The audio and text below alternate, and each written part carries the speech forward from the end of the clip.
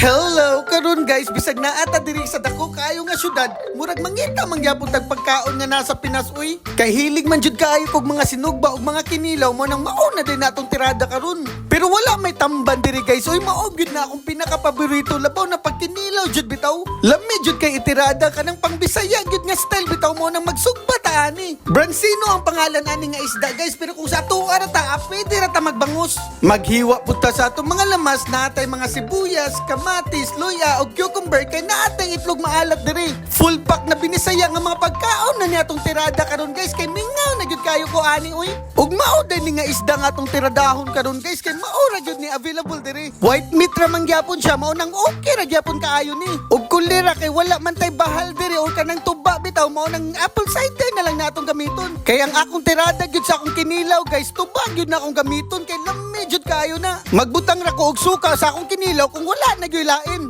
Pero bisan pag dili na authentic ang akong gipangbuhat karon, hurot siya po na namo kay hab-hab gyud mig ayo karon. Kini okay na kayo na, grabe magtulo-tulo man akong laway ana ga voice over pagani ko. Grabe perfect gyud kayo ni atong kinaon kay ron mura nang tag naa sa Pinas gyud ani oy.